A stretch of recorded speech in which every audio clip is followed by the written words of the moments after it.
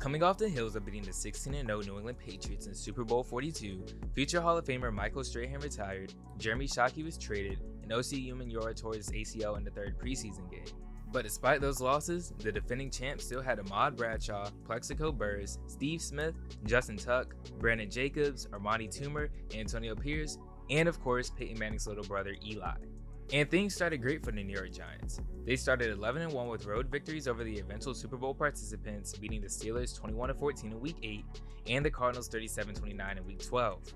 And in Weeks 9 through 11 against the Cowboys, Eagles, and Ravens, they rushed for 200 yards in each game.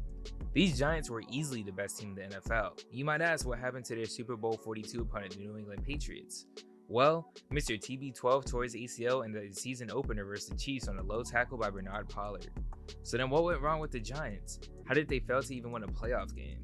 Well, on November 28th, Plaxico Burress, who caught the game-winning touchdown in Super Bowl 42 versus the Patriots, went to the Latin Quarter in Manhattan along with teammate Antonio Pierce, where he accidentally shot himself in the thigh. A gun in his waistband had slipped, and when he went to grab it, a bullet discharged. His teammate Armani Toomer said, "It didn't seem true. If it were a movie script, it were like, this is fake. It was so over the top." Burress was immediately suspended for the rest of the season by the Giants, and his absence wasn't felt immediately as they beat a 7-4 Washington Redskins team 23-7 the next day. But after that, it all came crashing down for the G-Men. They lost 3 of their last 4 games, and Eli Manning didn't reach 200 yards passing in any of those games. They still finished as the NFC's #1 seed with a record of 12-4, but this clearly wasn't the same team. With Burress, the team averaged 29 points per game. Without him, they only averaged 18. And as mentioned earlier, they didn't even win a playoff game. The offensive woes continued in a very winnable game in the divisional round versus their division rivals, the Philadelphia Eagles.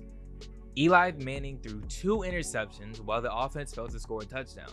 No one feared Dominic Hickson, who was a quote-unquote burner with job problems, and Armani Toomer was in his 13th and final year.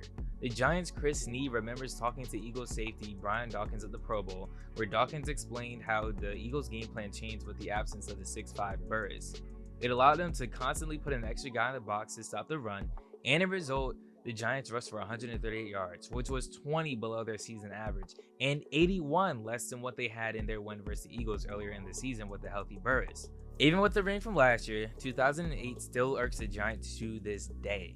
They would have hosted the Cardinals in frigid conditions next week, the same Cardinals they beat 37-28 with Burress on the shelf with a hamstring injury.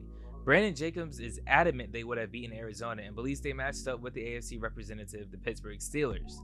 Many Giants believe their 08 team was actually better than the 07 Super Bowl team.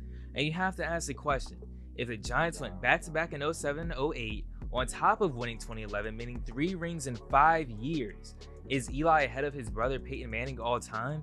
Where does Eli rank on the all-time rankings?